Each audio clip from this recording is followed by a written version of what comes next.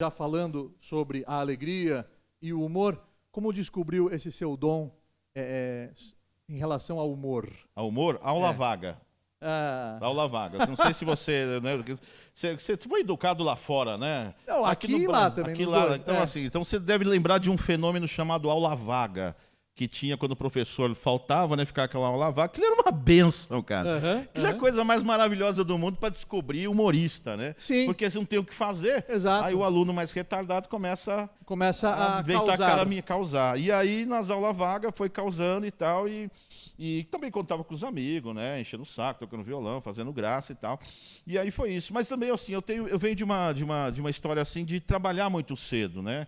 Então, com que idade você começou a trabalhar? Eu comecei a trabalhar com 11 anos na feira, depois com 14 anos, carteira registrada, trabalhando como office boy. Com 15 anos eu me tornei roteirista de história em quadrinhos. História em quadrinhos? História em quadrinhos. Então você é parecido com a história do Gentili.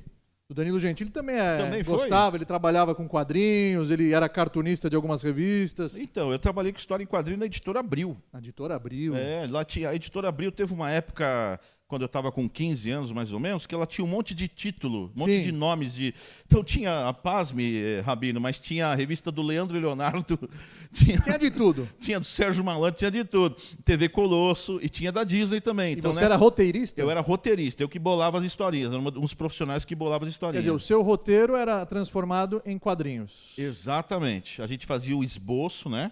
E aquilo depois era passado, aprovado, né, pela diretoria, aí depois ia para os desenhistas que transformavam aquele esboço na arte final do desenho do quadrinho e ia para as bancas. Né? E você colocava algo relacionado ao humor nesses quadrinhos ou ainda não? Não, quadrinho de humor. Sempre com irreverência, sempre com leveza. Humor. O personagem que eu mais escrevi era o Zé Carioca. Né? Então sempre tinha uma piada. O Zé Carioca, ele é o brasileiro. É o Brasil. Né? Dá um jeitinho, né? Aquela coisa da malandragem toda. Então tinha que ter uma traminha ali, uma sacanagemzinha, tinha que ter o Zé Carioca e tinha que ter um humor, né? Sim. Tudo sempre com humor, né? E com 15 anos começou? Com 15 anos. Uau. Com 15 anos. E eu tive o privilégio de começar com um sujeito chamado Eli Barbosa, que foi irmão do Benedito Rui Barbosa, que é o escritor de novela da Globo, né? Então eu trabalhei com o irmão dele, junto com a família ali, durante alguns anos. E aí depois do meu trabalho lá deu tão certo que eu fui na Editora Abril levar uns roteiros. Sim. E cheguei lá, eu fiquei sabendo que tinha um departamento Disney lá. Tinha dentro da editora? Dentro da Editora Abril aqui em São Paulo.